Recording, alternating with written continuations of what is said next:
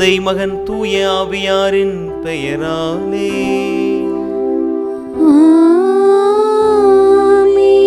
நம் ஆண்டவராகிய இயேசு கிறிஸ்துவின் அருளும் கடவுளின் அன்பும் தூய ஆவியாரின் நட்புறவும் உங்கள் அனைவரோடும் இருப்பதாக. ஆன்மாவோடும் இருப்பதாக. கிறிஸ்து இயேசுவில் அன்புக்குரிய இறை பிள்ளைகளே, இறைவனுடைய இந்த கல்வாரி பலியில் நாம் கலந்து ஜெபித்து இறைவனோடு இரண்டர இணைந்திட இதோ இந்த காலை பலியில் நாம் பக்தியோடு ஜெபிக்க ஆண்டவர் நமக்கு இந்த நாளிலே அழைப்பு தந்திருக்கிறார். எப்போது நம் மீது தனிப்பட்ட அன்பும் அளவிட முடியாத கருணையையும் பொழிந்து கொண்டிருக்கிற ஆண்டவர் இது இந்த காலை வேளையில் இந்த திருப்பலி வழியாக நம்மை பார்த்து நம்மோடு உறவாட, இந்த நாள் முழுவதும் உமது பயணத்தில் நான் உடனிருக்கிறேன் என்கிற உறுதியை தருவதற்கு விரைந்து வருகிற அன்பராம் நண்பராம் இயேசுவை இதோ இந்த பஜன் பாடல் மூலமாக பாடி இறைவனுடைய நிறைவான பிரசன்னத்தை உணர்வோம்.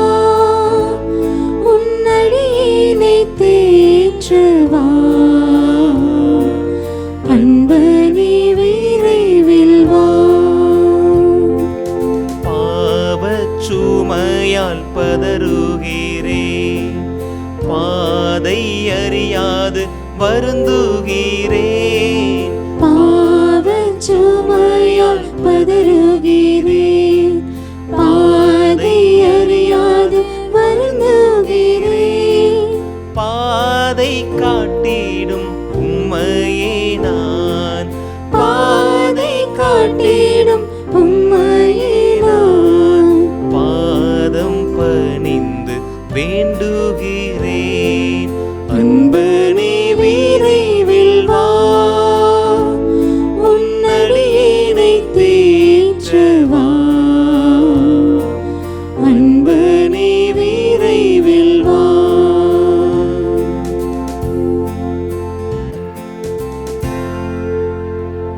பாவத்தின் சுமையால் பதறுகிற பொழுது, பாதை அறியாமல் நாம் வருந்தி நிற்கிற பொழுது, பாதை காட்டிடும் நல்ல ஆயனாய் வருகிற ஆண்டவருக்கு முன்பாக நம்மையே பணிந்து இறைவாமுடைய பேரிரக்கத்தையும் பேரன்பையும் எனக்கு தாரும் என்கிற மனநிலையோடு நம் பாவங்களை ஏற்று மனவருந்தி மன்னிப்பு வேண்டுவோம்.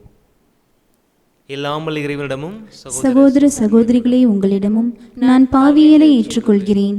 ஏனெனில் என் சிந்தனையாலும் சொல்லாலும் செயலாலும் கடமையில் தவறியதாலும் பாவங்கள் பல செய்தேன்.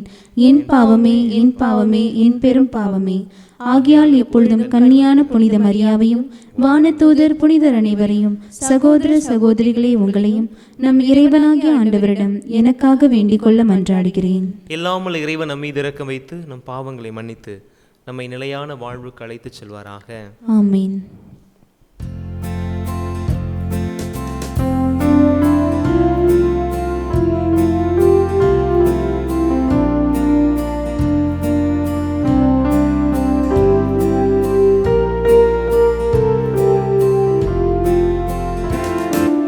ஆண்டவரே இரக்கமாயிரும், ஆண்டவரே இரக்கமாயிரும். கிறிஸ்துவே இரக்கமாயிரும், கிறிஸ்துவே இரக்கமாயிரும். ஆண்டவரே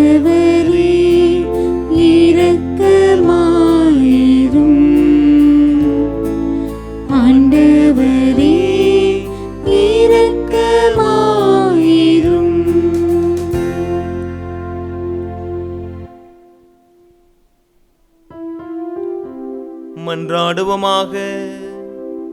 ஆண்டவரை உம்மை நோக்கி மன்றாடும் உமடியார்களாகிய எங்களோடு இருந்து உமது கனிவிரக்கத்தை என்றும் எங்களுக்கு பொழிந்தருளும். இவ்வாறு எங்களை படைத்து வழிநடத்துகிறவர் நீரே என பெருமை கொள்ளும் எங்களுக்காக நீர் படைத்தவற்றை புதுப்பித்து புதுப்பித்தவற்றை பாதுகாத்து அருள்வீராக. உம்மோடு தூயாவியாரின் ஒன்றைப்புள் இறைவனாய் என்றென்றும் வாழ்ந்து ஆட்சி செய்கின்ற அவர் வழியாக உம்மை மன்றாடுகின்றோ.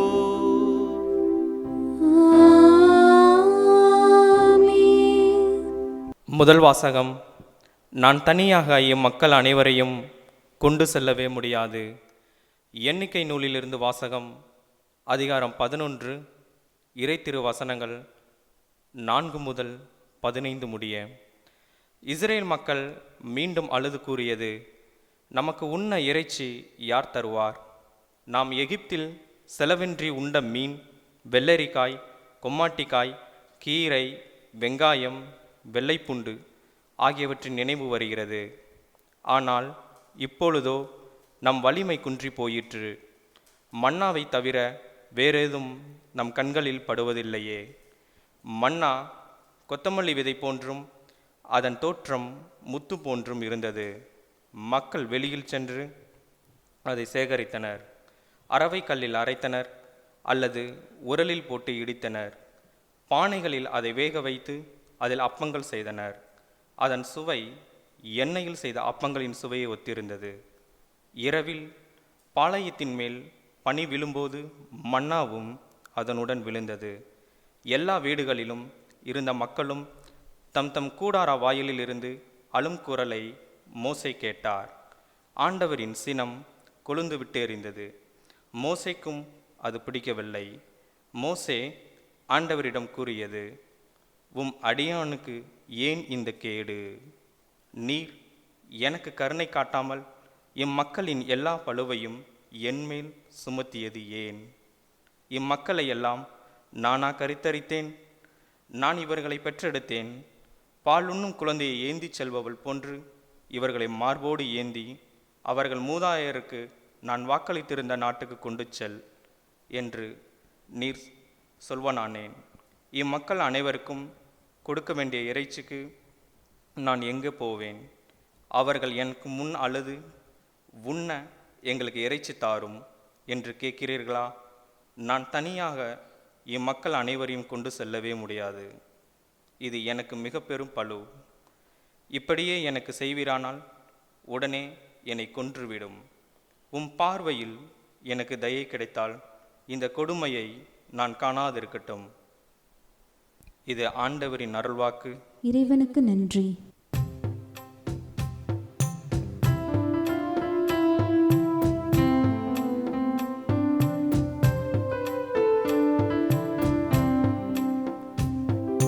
தாய் போல என்னை காக்கும் என் தெய்வமே, உன் துணையின்றி என் வாழ்வு வீணாகுமே. தாய் போல என்னை காக்கும் என் தெய்வமே, உன் துணையின்றி என் வாழ்வு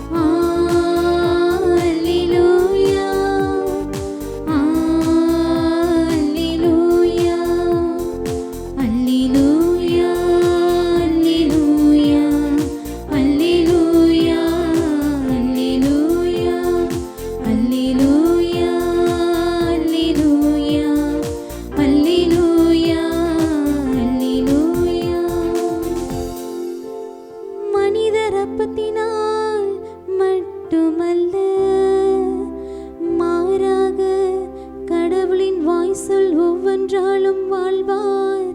அல்லேலூயா அல்லேலூயா அல்லேலூயா அல்லேலூயா அல்லேலூயா.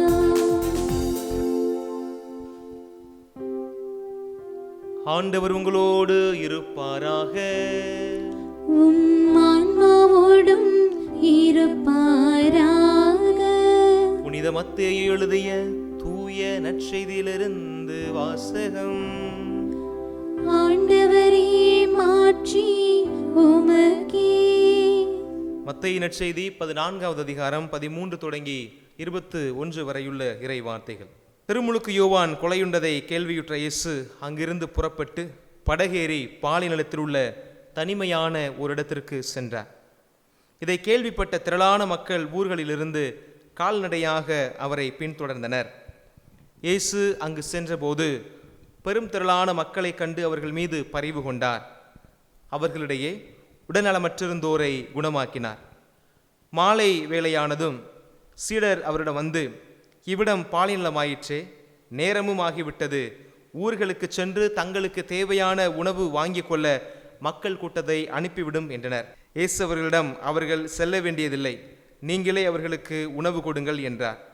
ஆனால் அவர்கள் அவரை பார்த்து, எங்களிடம் இங்கே 5 அப்பங்களும் 2 மீன்களும் தவிர வேறு எதுவும் இல்லை என்றார்கள். அவர் அவற்றை என்னிடம் இங்கே கொண்டு வாருங்கள் என்றார். மக்களை புல்தரையில் அமருமாறு ஆணையிட்டார்.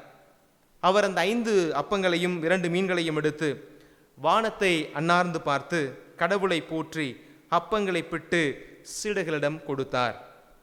சீடர்களும் மக்களுக்கு கொடுத்தார்கள். அனைவரும் வயிறார உண்டனர். எஞ்சிய துண்டுகளை 12 கூடைகள் நிறைய எடுத்தனர்.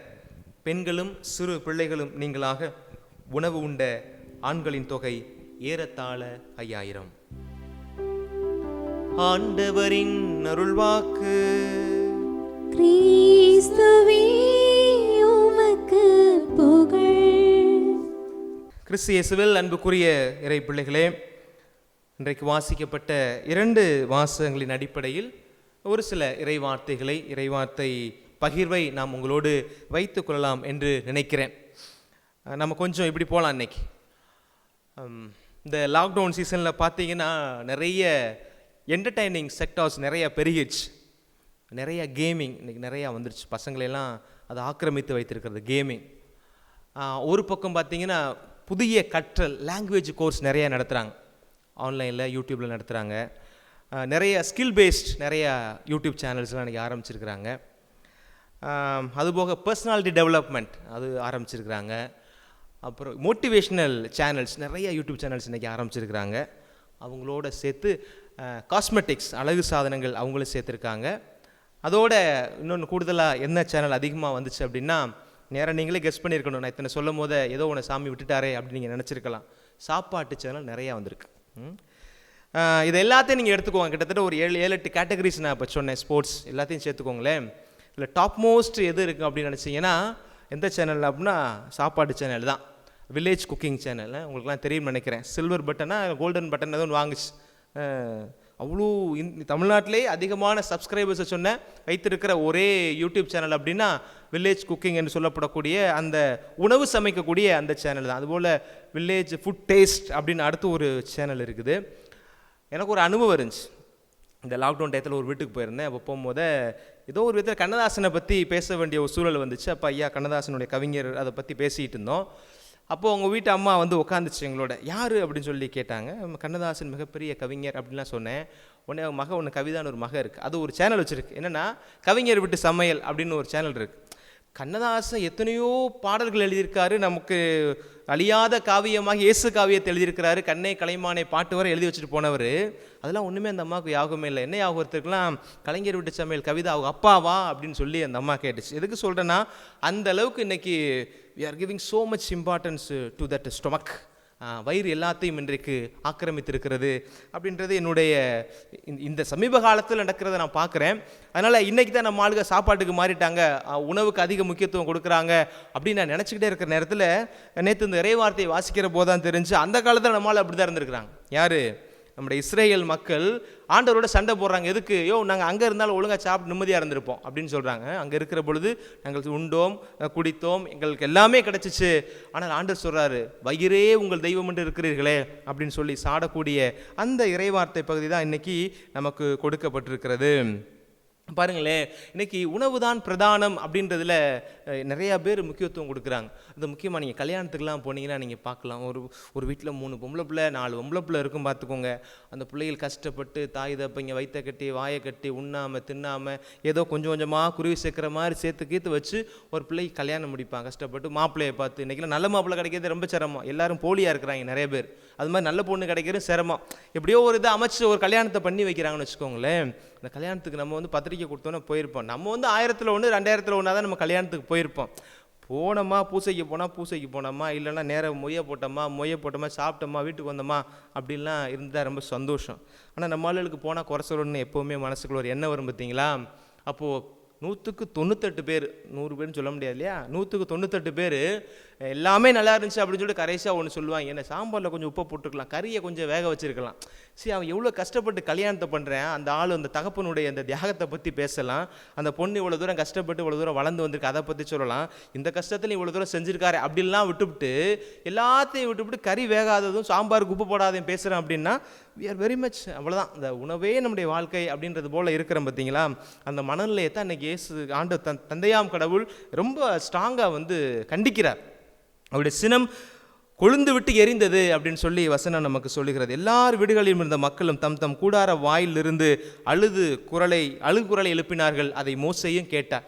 என்ன அழுகுரல் எழுப்பப்பட்டுச்சு அப்படின்னு சொன்னால், எங்களுக்கு நல்ல சுவையான உணவு கிடைக்கல, ஏதோ மண்ணான ஆண்டவர் ஒன்று கொடுக்குறாரு, அது ஏதோ அப்பத்தை போலத்தான் இருக்கிறது. விவிலிய அறிஞர்கள் சொல்லுகிறார்கள், அது ஏதோ ஒரு பறவையினுடைய எச்சம் என்றெல்லாம் சொல்லுகிறார்கள். எது எப்படி இருந்துச்சோ அந்த மக்களுக்கு உணவு தரதில் ஆண்டவர் தெளிவாக இருந்து ஏதோ வயிற்றுக்கு உணவு கொடுக்கணும் அப்படின்னு நினைக்கிறார். இன்னைக்கு வயிற்றுக்கு உணவு தரணும் தான் ஆண்டவர் நினைச்சாரு ஒழிய சுவைக்கு உணவு நாக்குக்கு உணவு தரணும் அப்படின்னு அவர் விரும்பலை. நீங்களும் சரி எல்லாருமே நம்ம எதுக்காண்டி சாப்பிட்றோம் அப்படின்னா, இந்த நாக்குக்காண்டி தான் சாப்பிட்றோம், வயிற்றுக்காண்டி நம்ம சாப்பிட்றதே இல்லை.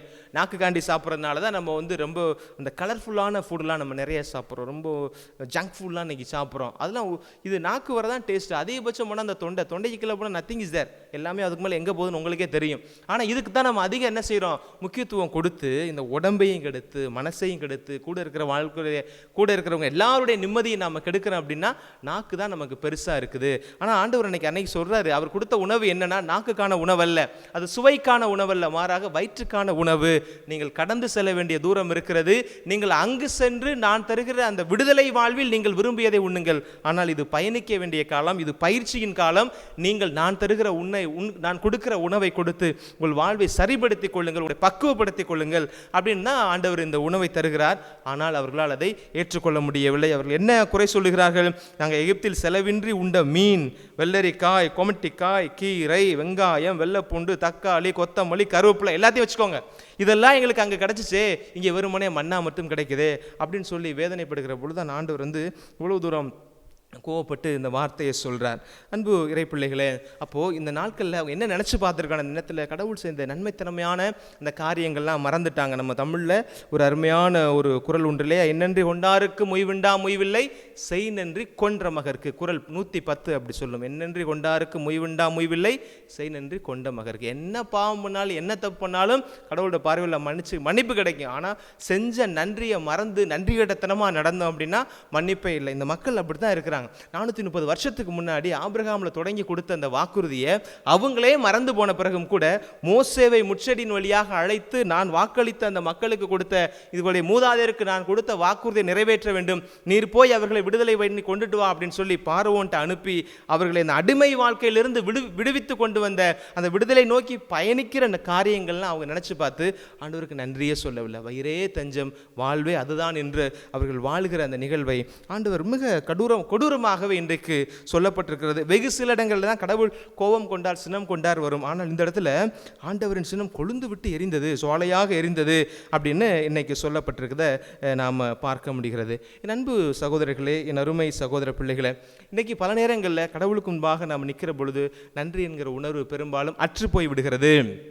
ஆனால் ஆண்டவராக தான் எதிர்பார்க்குறான்னு எல்லா சாமியாரும் பிரசங்கத்தில் சொல்லத்தான் செய்கிறாங்க. எத்தனையோ புத்தகங்கள் படித்தாலும் சரி, விவிலியம் முழுவதுமாக நீங்கள் பார்த்தீர்கள் என்று சொன்னாலும் ஆண்டவர் எவ்வளவு தூரம் நன்றி எதிர்பார்க்கக்கூடியவராக, நன்றிக்கான வாய்ப்புகளை ஏற்படுத்தி கொடுக்கக்கூடியவராக இருக்கிறார் என்பதை நாம் வாசிக்கிறோம். எசையா புத்தகம் 62வது அதிகாரத்தில் 4வது வசனம் இப்படியாக சொல்லுகிறது, கைவிடப்பட்டவள் என்று நீ அழைக்கப்பட்டாய், பால்பட்டது என உன்னிடம் அழைக்கப்படவே மாட்டாது. இவ்வளவு நாளாக நீ அழைக்கப்பட்டாய், இனிமேல் நீ அழைக்கப்படவே மாட்டாய். அதே போல் எசையா புத்தகம் 62 12வது வசனம் இப்படியாக சொல்கிறது, ஆண்டவரால் நீ மீட்கப்பட்டவள், தேடிக் கொள்ளப்பட்டவள். இப்படின்னா நிறைய செய்திகளை அவர் சொல்லி பார்த்தாலும் கூட இந்த மக்களுக்கு நன்றி என்பது சுத்தமாகவே இல்லை.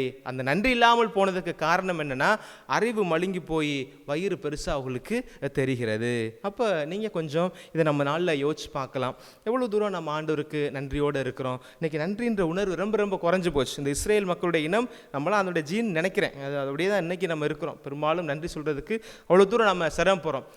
ஒரு 2 நாளைக்கு முன்னாடி ஒரு வீட்டுக்கு போயிருந்தேன். அப்போது அந்த வீட்டில் அந்த அம்மா வந்து என்கிட்ட குறை சொல்கிறாங்க. என்ன சொன்னாங்க, குறையாக சொல்லலை, அந்த குழந்தைய பற்றி சொல்கிறாங்க. ஒரு யூத் பிள்ளை, 3வது வருஷம் காலேஜ் படிக்கிற பிள்ளை. ஃபாதர், நான் ஜெபம் பண்ணுவேன், என் மூத்த பிள்ளை உட்காந்து ஜெபம் பண்ணுவேன், எங்கள் வீட்டுக்காரெல்லாம் ஜெபம் பண்ணுவோம் உட்காந்து, என் மகன் மாத்திரம் வரவே மாட்டா ஃபாதர், நாங்கள் ஜெபம் பண்ணுற நேரத்தில் பக்கத்து வீட்டுக்கு போயிடுவா அப்படின்னு சொன்னாங்க. அப்போ பக்கத்து வீட்டில் ஜெபம் பண்ணுவாங்க இல்லை, அவங்க ஜெபம் பண்ணுவோம் இங்கே வந்துடுவா அப்படின்னு சொன்னாங்க. அப்போது நான் பேசிட்டு கேட்டேன், ஏன் பாப்பா, ஏன் உனக்கு என்ன பிரச்சனை, ஏன் கோயிலுக்கும் போக மாட்டேன்ற, அம்மா அப்பாவோட உட்காந்து ஜெபம் பண்ணுறது உனக்கு என்ன பெரிய தடை என்று சொல்லி கேட்டேன். அப்போ அந்த குட்டி ஒரு பதில் சொன்னால், எங்கள் அப்பாவுக்கு நான் ஃபஸ்ட் இயர் காலேஜ் படிக்கும் போது உடம்பு சரியில்லாமல் போச்சு. நான் எங்கள் அப்பையில் எங்கள் வீட்டில் கொஞ்சம் பண வசதி இருந்துச்சு, அதை வச்சு எங்கள் அப்பாவை காப்பாற்றணும். இப்போ நான் 3rd இயர் படிக்கும் போது திருப்பி எங்கள் அப்பாவுக்கு இது வந்துருச்சு, எங்கள் அம்மா கடன் வாங்கக்கூடிய அளவுக்கு நாங்கள் போயிட்டோம். அப்படி எங்களை கடன் வாங்க வைக்கிற கடவுள் ஒரு கடவுளா, அதனால் நான் கோயிலுக்கு விரும்பவே இல்லை அப்படின்னு அந்த பாப்பா சொன்னிச்சு. அப்போ நான் சொன்னேன், உனக்கு அப்பாவும் அம்மாவும் இருக்கிறாங்க தங்கச்சி, அதனால் உனக்கு பிரச்சனை இல்லை. எனக்கு எங்கள் அம்மா இறந்து 1.5 வருஷம் ஆச்சு. நான் கடவுள்கிட்ட கோவிச்சு இனிமேல் நான் பூசை வைக்க மாட்டேன், ஒன்றும் வைக்க மாட்டேன், எல்லாரையும் பார்த்தாலும் எரிஞ்சு விழுவேன், இந்த நன்றியற்ற கடவுளை என்னை அழைச்சிட்டார் அப்படின்னு நான் நினச்சி கடவுளை கோவிச்சுக்கிட்டேன்னா யாருக்கு நட்டம்? நான் எப்படி நினச்சிக்கணும், அம்மா இல்லைனாலும் பரவாயில்ல, எனக்கு அப்பா இருக்கிறார். அதுதான் பாசிட்டிவ் திங்கிங். நடந்த ஒரு காரியத்தை நினச்சி கடவுள்கிட்ட சண்டை போட்டு நீ என்ன பண்ண போகிற? யோசிச்சுப்பாரு. உனக்கு அப்பாவும் இருக்காங்க, அம்மாவும் இருக்கிறாங்க. எத்தனையோ பேர் லட்ச லட்சமாக ஆஸ்பத்திரியில் கொண்டு போய் காசை கட்டிட்டு போன உயிரை திருப்ப முடியாமல் வந்துடுறாங்க. உங்கள் அப்பாவுக்கு நீங்கள் இவ்வளோ அமௌண்ட் செலவழிச்சிங்க, ஆனால் அந்த உயிரை காப்பாற்ற முடிஞ்சு இல்லையா?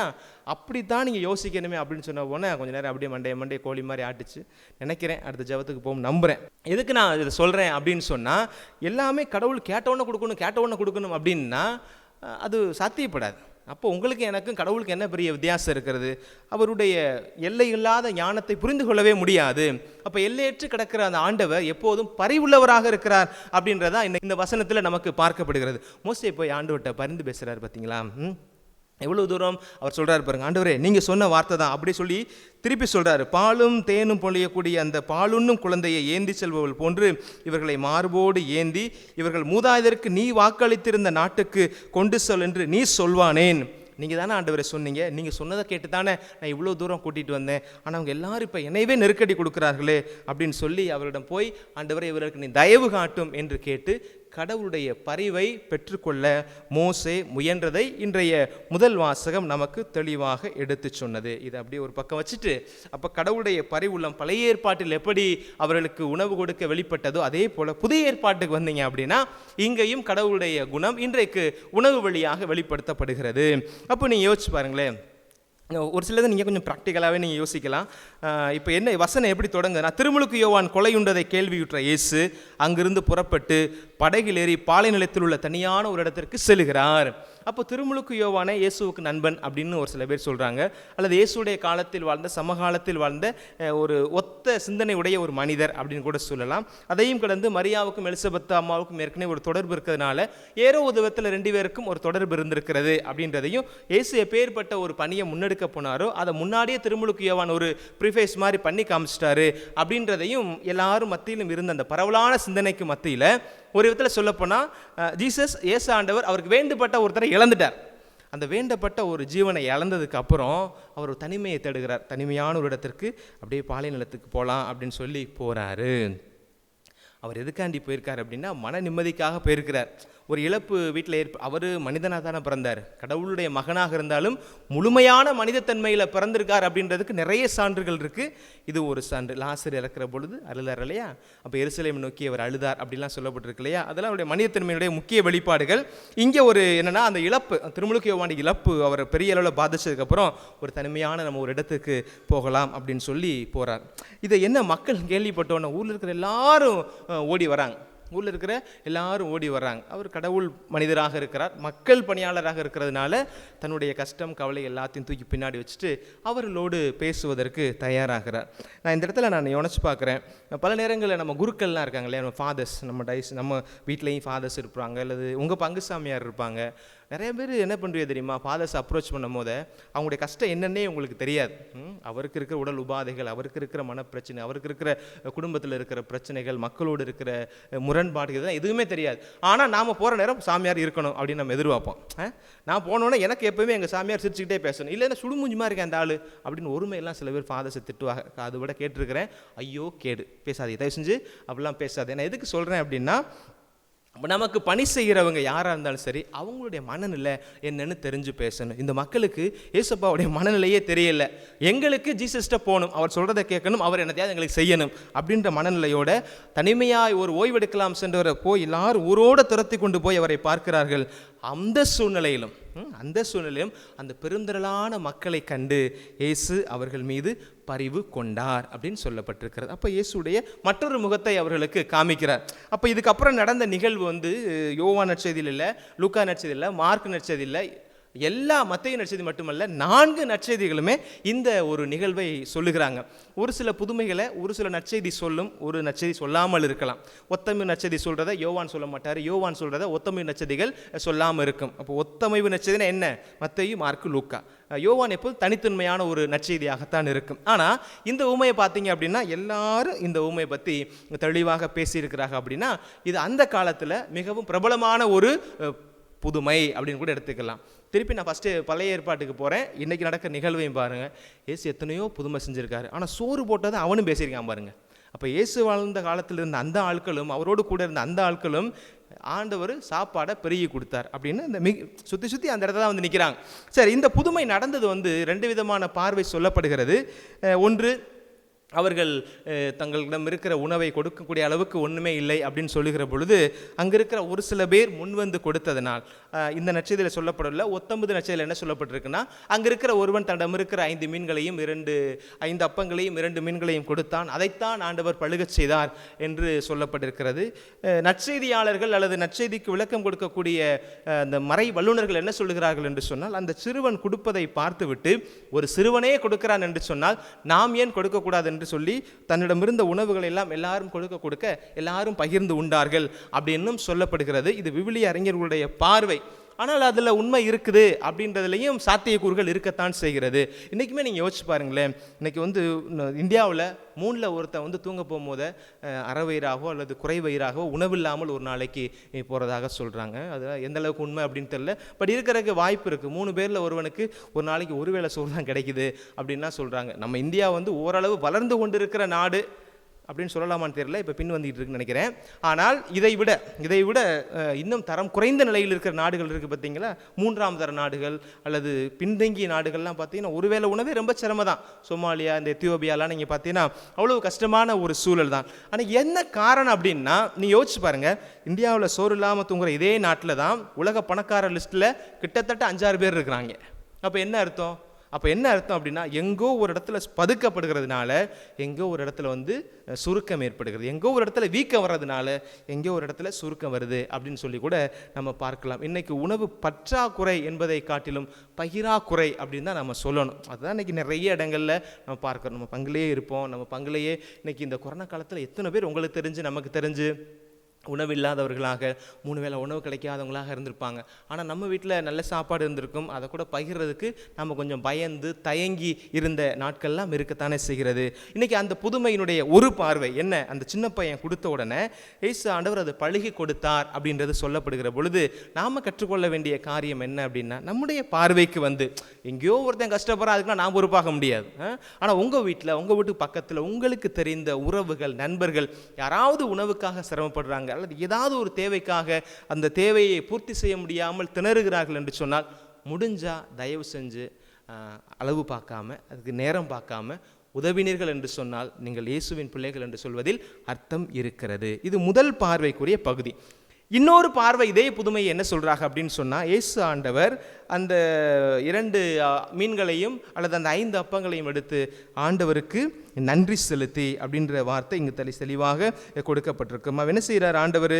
அந்த 5 அப்பங்களையும் இந்த 2 துண்டுகளை எடுத்து ஆண்டவருக்கு நன்றி செலுத்துகிறார். அப்படின்னா என்ன?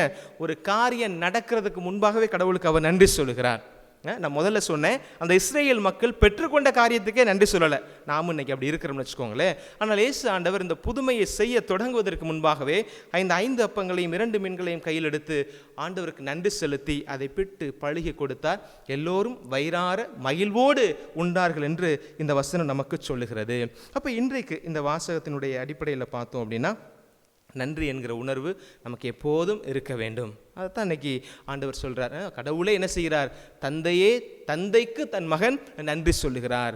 இருப்பதை என் ஆண்டவர் எனக்கு பெருக்கி தருவார். இந்த மக்களுடைய உணவு பற்றாக்குறையை, இந்த முக வாட்டத்தை, வயிற்று பசியை என் ஆண்டவர் போக்குவார் அப்படின்னு சொல்லி நம்பி ஆண்டவருக்கு நன்றி சொன்னார். அப்போது இன்னைக்கு பல இழப்புகளை நாம் சந்தித்திருக்கிற இந்த காலகட்டத்தில் நாம் கொஞ்சம் நன்றியோடு இருக்க வேண்டும், அல்லது நன்றி என்கிற உணர்வை நமக்குள்ளே வளர்த்து கொள்ள வேண்டும் அப்படின்னு நான் தான் உங்களோட சொல்ல விரும்புகிறேன். ஒரு முறை இப்படி தான் ஒருத்தன் என்ன பண்ணான் அப்படின்னா, ஒரு 100 ரூபாய் தொலைச்சிட்டு அப்படியே பயங்கரமாக அழுகிறான். காசு இல்லாமல் போயோ, என் காசு காணாமல் போச்சு, இன்றைக்கி அதானே என் சாப்பாட்டுக்கு வச்சுருந்தேன், என்னுடைய பணம் காணாமல் போச்சுன்னு ரொம்ப அழுகிறான். இப்போ கடவுள் மேலே இருந்து பார்க்குறாரு, யார் அந்த ஏரியாவில் ரொம்ப கஷ்டப்படுறான் அப்படின்னு பார்த்தா இவன் தான் ரொம்ப புலம்புறான். உடனே அவர் மேலே இருந்து கடவுள் இறங்கி வர்றார்.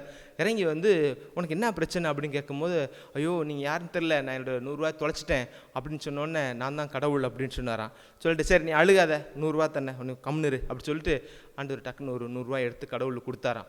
வாங்கினோன்னு பயங்கரமான சந்தோஷம். 100 ரூபாயை பார்த்துட்டு முதலாவது கொஞ்சம் பரவாயில்லாமல் இருந்தான். இப்போ உய்யே கத்து பயங்கரமாக கழுகுறான், ஒவ்வொன்று கத்தி அழுகிறான்.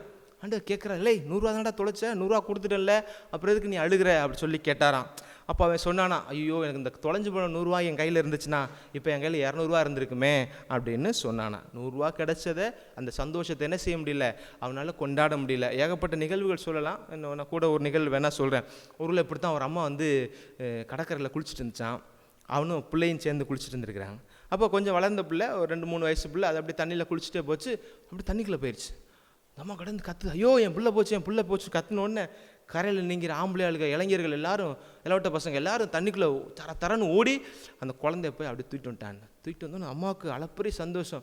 உச்சந்தலையிலேருந்து உள்ளங்கால் வரை எங்கெங்கெல்லாம் முத்தம் கொடுக்க முடியுமோ அங்கெங்கெல்லாம் வளைச்சி பிள்ளைக்கு முத்தம், அன்பு அப்படி வெளிப்படுத்துது அந்த அம்மா. அப்படியே முத்தம் கொடுத்துட்டு இருக்கும்போது ஓன்னு உச்சையாக கத்து அந்த அம்மா.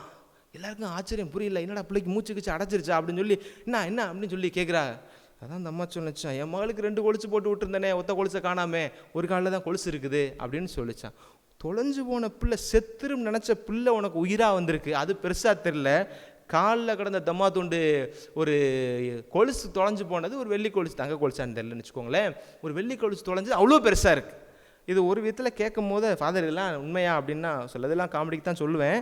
இது என்ன இதுன்னா, இதில் இருக்கிற அந்த கருத்தை நாம் புரிஞ்சு கொள்ள வேண்டும். இப்படி தான் நாமளும் பல நேரத்தில் இருக்கிறோம். நிறையா ஆண்டவர் கொடுப்பாரு, அதுக்கெல்லாம் நம்ம பெருசாக வந்து நினச்சி பார்க்குறது இல்லை. சின்னதாக ஒரு அடிபட்டிருக்கும், சின்னதாக ஒரு இழப்பு வந்திருக்கும், அதை நம்ம பெருசாக பூதாகரப்படுத்தி நம்ம பார்க்குறோம் இல்லையா. அதை கொஞ்சம் குறைச்சிட்டு ஆண்டவருக்கு நன்றி சொல்லுங்கள். இதுதான் இந்த காலத்தில் இருக்கிற, இன்றைக்கி மனவேதனையாக இருக்கலாம், உங்களுடைய மனசுக்கும் சரி உடலுக்கும் சரி, ஒரு பெஸ்ட்டு டானிக், நல்ல டிப்ஸாகவே சொல்கிறேன். எப்போயுமே ஆண்டவருக்கு நன்றி உள்ளவராக இருங்க, அடுத்தவங்களுக்கு நன்றி உள்ளவராக இருங்க. நன்றியோடு இருக்கிற பொழுது கடவுள், தந்தையாம் கடவுள் பல காரியங்களை பெருக கொடுத்து, அத்தனை பேருக்கு உணவு கொடுத்து, மிச்சமான உணவை கூடைகளில் அள்ளச் செய்தது போல உங்களுக்கும் அப்பேற்பட்ட அனுபவத்தை ஆண்டவர் தருவார் என்று நான் நம்புகிறேன். உங்களுக்கு நம்பிக்கை இருக்க வேண்டும். அந்த நம்பிக்கையில் வாழ இந்த பலியிலே தொடர்ந்து ஜெபியுங்கள். ஆமென்.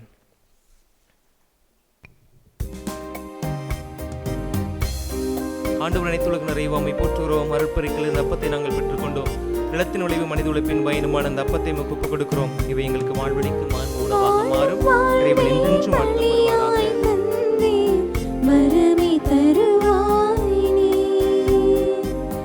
வாழும் வாழ்வை பலியாய் தந்தே, வரமே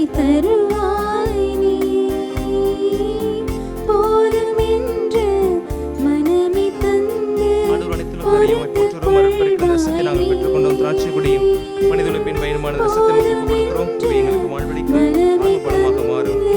பொறுத்துக் கொள்வாய் நீ. என் அன்பு தேவனும் நீ, என் வாழ்வின் ஜீவனும் நீ. என் அன்பு தேவனும் நீ, என் வாழ்வின் ஜீவனும் நீ. என் வாழ்வின் ஜீவனும் நீ. காணிக்கை தரும் நேரம்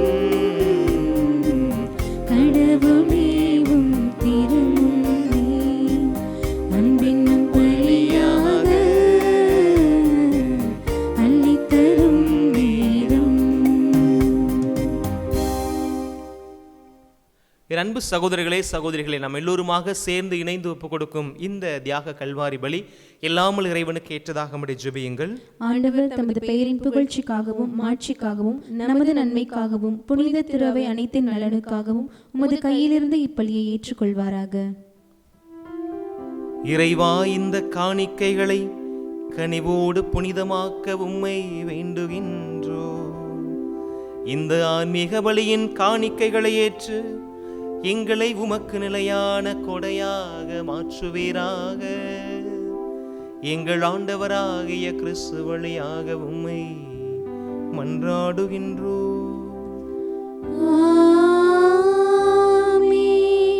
ஆண்டவர் உங்களோடு இருப்பாராக.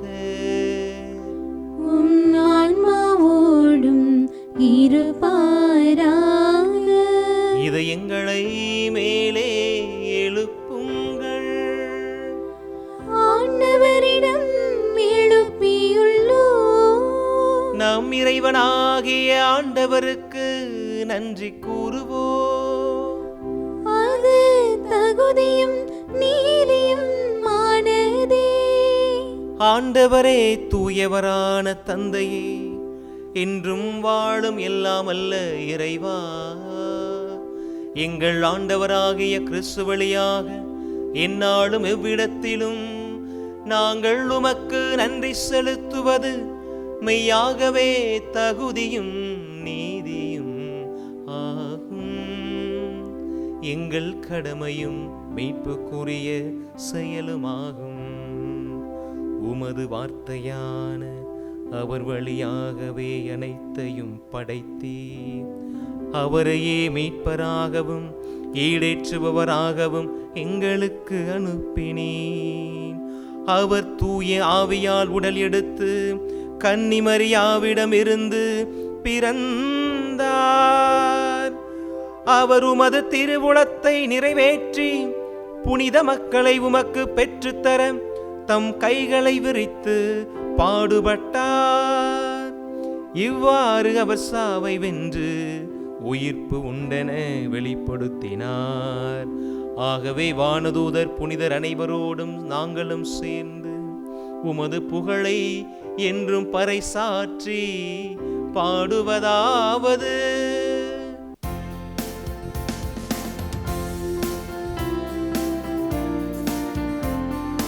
தூயவர் தூயவர் தூயவர் வான்படைகளின் கடவுளாம் ஆண்டவர். ஆண்டவர் விண்ணகமும் மண்ணகமும் உமது மாட்சியால் நிறைந்துள்ளன. உன்னதங்களிலே ஓசன்னா. ஆண்டவர் பெயரால் வருகிறவர் ஆசி பெற்றவர். உன்னதங்களிலே ஓசன்னா.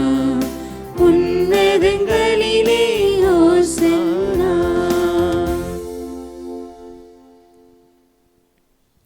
வானக தந்தையே, நீர் மெய்யாகவே தூயவர், புனிதம் அனைத்திற்கு மூற்று. ஆகவே உமது ஆவியை பொழிந்து இக்காணிக்கைகளை புனிதமாக்க உம்மை தாழ்மையோடு வேண்டுகிறோம். இவ்வாறு எங்கள் ஆண்டவராக இயேசு கிறிஸ்துவின் உடலும் இரத்தமுமாய் இவை அனைத்தும் எங்களுக்கு மாறுவனவாக. அவர் பாடுபட மனமுவந்து தம்மை கையளித்த போது அப்பத்தை எடுத்து நன்றி செலுத்தி அதை பிட்டு தம் சீடருக்கு தந்து சொன்னதாவது: அனைவரும் இதிலிருந்து பெற்று உண்ணுங்கள், ஏனெனில் இது உங்களுக்காக கையளிக்கப்படும் என் உடல்.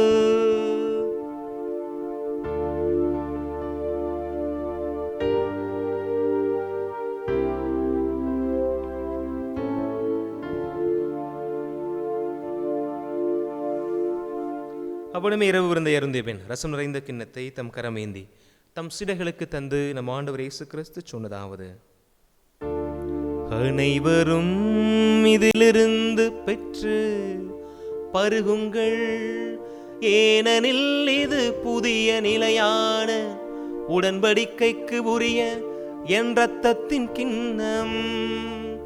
இது பாவ மன்னிப்புக்கென்று உங்களுக்காகவும் எல்லோருக்காகவும் சிந்தப்படும்.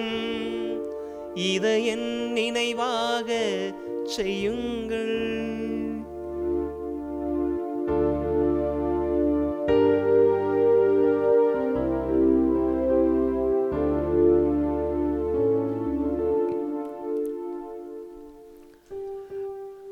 நம்பிக்கையின் மறைபொருள்.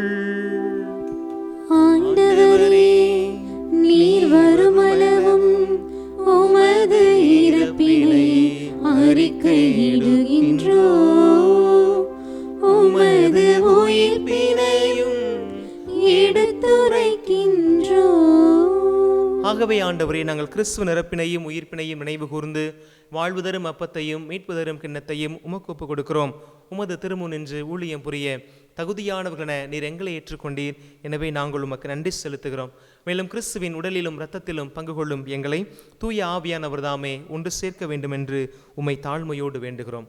ஆண்டவரே, உலகெங்கும் பரவி இருக்கும் உமது திருகவையை வழிநடத்தும் எங்கள் திருத்தந்தை பிரான்சிஸ், எங்கள் மறை மாவட்டத்தினுடைய அப்போஸ்தலிக்க பரிபாலகர் மேதகாயர் அம்ப்ரோஸ், மறை மாவட்டத்தின் தேர்வுநிலை ஆயர் மேதகாயர் ஆரோக்கியராஜ், எல்லா திருநிலையினர் ஆகிய அனைவரோடும் உமது திருகவை அன்பில் நிறைவேறச் செய்தலும். மேலும் உயிர்த்தலும் எதிர்நோக்கோடு துயில் கொள்ளும் எங்கள் சகோதர சகோதரிகளையும், சிறப்பாக இந்த நாள் திருப்பலியில் நாங்கள் நினைவு கூறுகின்ற அனைத்து ஆன்மாக்களையும் ஒளிமிக்க உமது திருமுன் ஏற்றுக்கொள்ளும். எங்கள் அனைவர் மீதும் இரக்கமாயிரும். கடவுளின் கன்னித்தாயான புனிதமிக்க கன்னிமரியால், அவருடைய கணவரான புனித யோசேப்பு, புனித திருத்தூதர்கள், இந்த உலகில் உமக்கு உகந்தவராய் இருந்து வாழ்ந்து மரித்த அனைவரோடும் நாங்களும் நிலையான வாழ்வில் தோழமை கொண்டு உம் திருமகன் இயேசு கிறிஸ்து வழியாக உம்மை புகழ்ந்தேத்தி வரமுருள வேண்டுகிறோம்.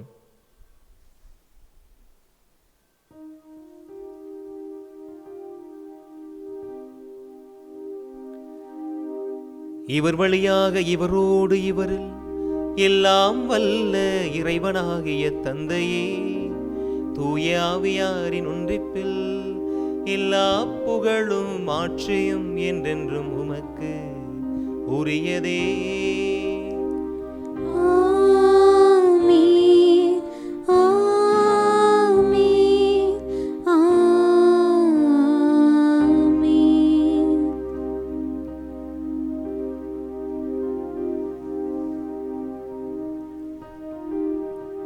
மீட்பரின் கட்டளையால் கற்பிக்கப்பட்டு இறைவடிப்பினையால் பயிற்சி பெற்ற நாம் இணைந்து பாடுவோம்.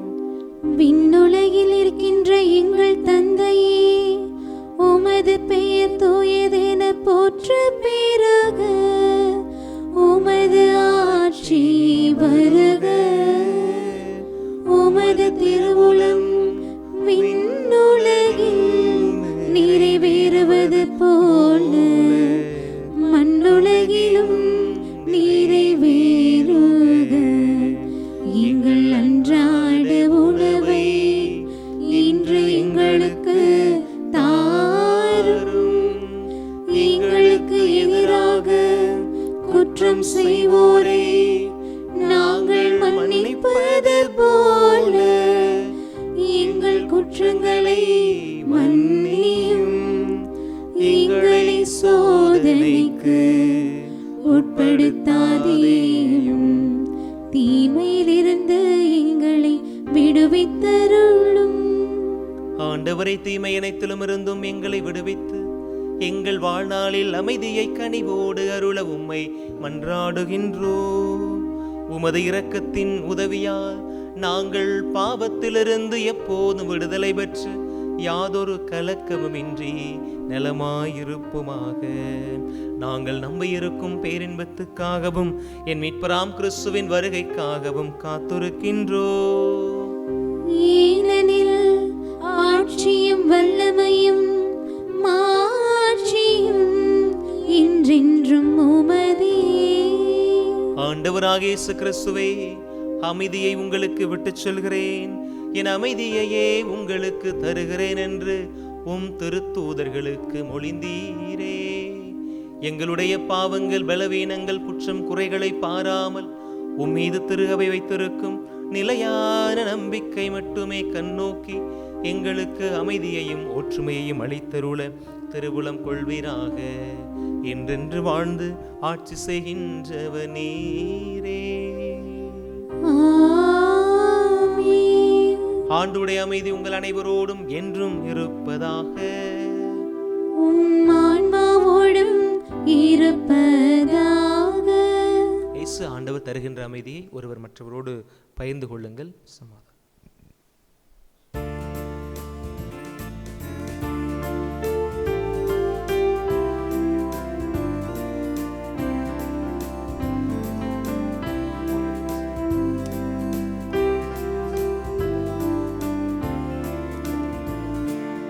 உலகின் பாவம் போக்கும் இறைவனின் செம்மறி, என் மேல் இரக்கம் வையும். உலகின் பாவம் போக்கும் இறைவனின் செம்மறி, என் மேல் இரக்கம் வையும். உலகின் பாவம் போக்கும் இறைவனின் செம்மறி, எமக்கு அமைதி அருளும், எமக்கு அமைதி அருளும். இதோ இறைவனின் செம்மறி, இவரே உலகின் பாவங்களை போக்குகிறவர். இந்த ஆண்டவரின் விருந்துக்கு அழைக்கப்பட்ட நாம் அனைவருமே பேறு பெற்றவர்கள். ஆண்டவரே, நீரின் இல்லத்தில் எழுந்தருள நான் தகுதியற்றவள். ஆனால் ஒரு வார்த்தை மட்டும் சொல்லியருளும், எனது ஆன்மா நலமடையும். ஆசை திருவிருந்துக்கான மன்றாட்டு. ஆண்டவரே, நீர் என் இல்லத்தில் எழுந்தருள நான் தகுதியற்றவன். ஆனால் ஒரு வார்த்தை மட்டும் சொல்லியருளும் என்று நூற்றுவர் தலைவன் ஜெபித்தது போல நாங்களும் இப்போது உம் திருப்பாதம் பணிந்து வேண்டுகிறோம். இனிய இயேசுவே, நாங்கள் தகுதியற்றவர்களாயிருந்தாலும் எங்கள் தகுதியின்மையை பாராமல் நீர் எங்கள் உள்ளங்களில் எழுந்து வாரும். உம் அன்பிலும் அருளிலும் நாங்கள் நிலைத்திருக்க எம்முள் எழுந்து வாரும். உம் பிள்ளைகளாக, உயிருள்ள உண்மை சாட்சிகளாக, உமது நற்செய்தியின்படி வாழ்பவர்களாக எங்களை உருமாற்ற வாரும். தந்தையின் திருவுள்ளப்படி வாழ்ந்திட எங்களுக்கு துணை புரிந்திட வாரும். நன்மை செய்வதில் ஆர்வமுள்ளவர்களாய், தீமைகள் அனைத்திலிருந்தும் விடுதலை பெற்றவர்களாய் வாழவும் எங்களை வழிநடத்த வாரும். எல்லா நலன்களாலும் வளங்களாலும் எங்களை நிரப்ப வாரும். ஆமீன். இயேசுவினியவர்களே, இறைவனுடைய வார்த்தை இன்றைக்கு உங்களுடைய உள்ளத்தை தொட்டிருக்கும் என்று நம்புகிறேன். நன்றியோடு ஆண்டவருடைய திருமுன் வாருங்கள். புகழ்பால்களோடு அவருடைய ஆலய முற்றத்திற்கு நுழையுங்கள் என்று திருப்பாடல் 100 வாசிக்கிறோம். அதனுடைய உண்மைத்தன்மையை இந்த நாளில் தியானிக்க இறைவன் கொடுத்த அந்த வாய்ப்புக்காக முதல்ல நீங்கள் நன்றி சொல்லுங்கள். பகிர்தலே இறை அன்பின் வெளிப்பாடு என்பதை ஆண்டவர் உணவு பரிமாறி கொடுத்த அந்த உணவில் நிகழ்வு நமக்கு சொல்லியது. இந்த இருவரும் காரியங்களை இதயத்தில் ஏற்றவர்களாக எப்போது நம்மை மறவாத தேவனுக்கு நம்மை ஒப்பு கொடுப்போம். அவர் எப்போது நம்மோடு இருக்கிறார், நம்மை கண்ணும் கருத்துமாய் காத்து கொண்டிருக்கிறார். குறிப்பாக பாவத்தினுடைய சூழல் நம்மை சூழ்ந்து வருகிற பொழுது, உலகார்ந்த அந்த உலக வலைக்குள் நாம் விழுகிற பொழுது, என் மகன் விழுந்து விடுவான் என்ற பயத்தோடு அல்லது ஒரு ஏக்கத்தோடு நம்மை தூக்கி நிறுத்தக்கூடிய தெய்வம் என்னோடு இருக்கிறார். அவர்தான் இந்த நாளில் வார்த்தையாய் என்னோடு பேசினார், உணவாய் என்னில் வந்து சந்தித்தார், ஆறுதலை தந்தார், ஆத்ம பலத்தை தந்தார் என்கிற நம்பிக்கையோடு என்னை மறவா இயேசுநாதா என்கிற இந்த பாடலுக்கு பக்தியோடு செவிமதித்து இந்த பாடுகின்ற குழந்தைகளோடு சேர்ந்து நாம் இறைவனுடைய பிரசன்னத்தை தியானிப்போம்.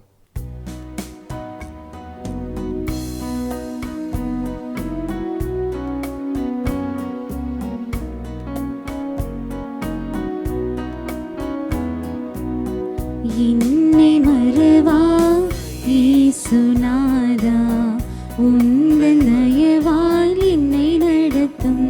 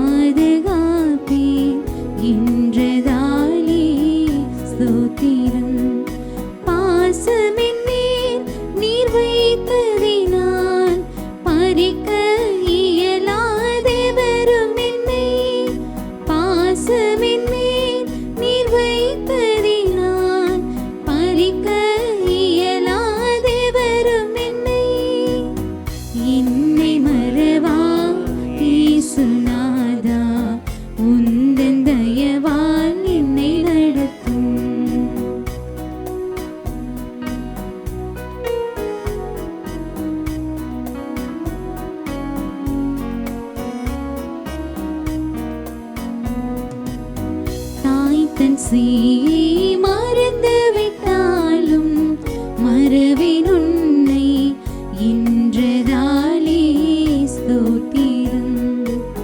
தாய் தன் சேயை மறந்து விட்டாலும் மறவேன் உன்னை என்றதாலே ஸ்தோத்திரம். வரைந்தீரன்றோ உம் உள்ளங்கையில் வல்லவாயிந்தன் புகலிடமே. வரைந்தீரன்றோ உம் உள்ளங்கையில் வல்லவாயிந்தன் புகலிடமே.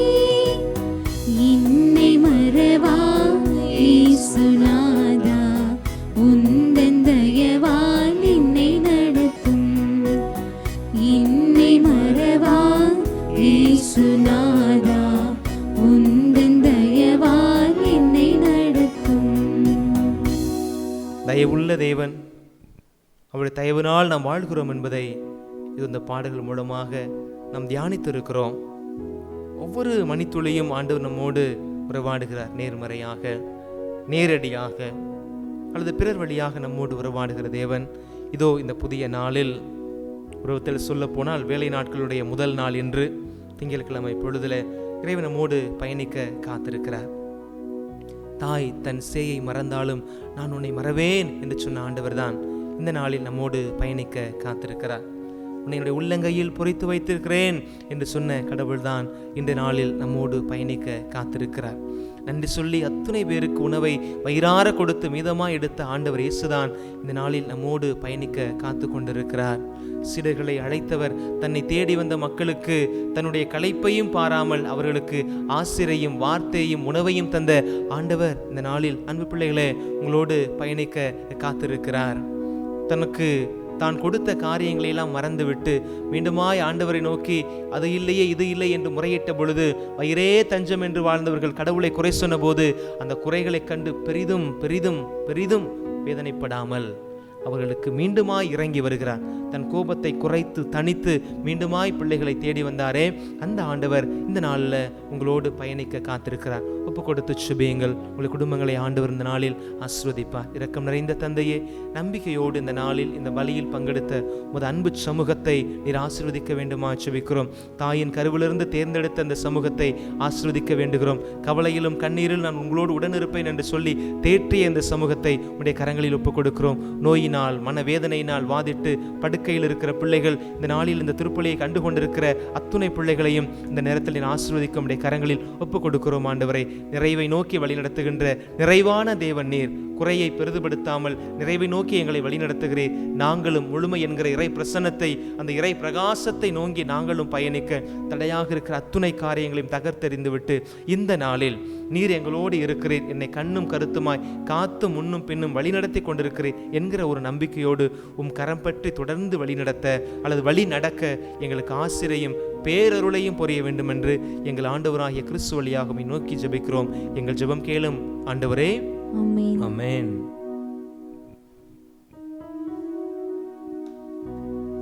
நன்றி கூறி மன்றாடுவோமாக. விண்ணக தந்தையே இறைவா, விண்ணக கொடைகளால் புதுப்பிக்கப்பட்ட நாங்கள் உமது முடிவில்லாத உதவியையும் உடனிருப்பையும் பெற்றுக்கொள்ள செய்தருளும். எங்களை என்றும் கனிவுடன் காக்க தவறாத நீர் நிலையான மீட்புக்கு எங்களை தகுதி பெற செய்வீராக. எங்கள் ஆண்டவராகிய கிறிஸ்து வழியாக உம்மை மன்றாடுகின்றோம். ஆண்டவர் உங்களோடு இருப்பாராக. உம் ஆன்மாவோடும் இருப்பாராக. எல்லாம் வல்ல இறைவன் தந்தை, மகன், தூயாவியான அனைவரையும் ஆசீர்வதிப்பாராக. இயேசுவின் அன்பிலும் அன்னையின் பரிந்துரையிலும் வாழ சென்று வாருங்கள். வாழ்வின் பள்ளி தொடர்கின்றது. இறைவனுக்கு நன்றி.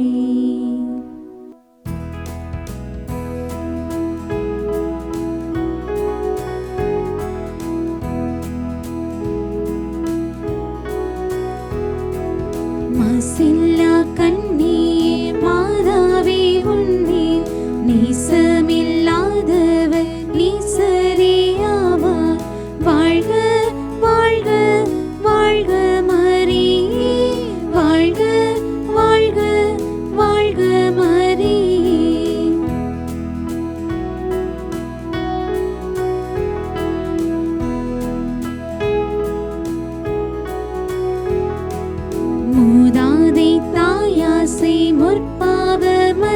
பெற்றாய், ஆதியில்லாதோனே மாறி நீ பெற்றாய். வாழ்க வாழ்க வாழ்க மரியே, வாழ்க வாழ்க வாழ்க மரியே. தந்தை, மகன், தூய ஆவியின் பெயராலே ஆமென்.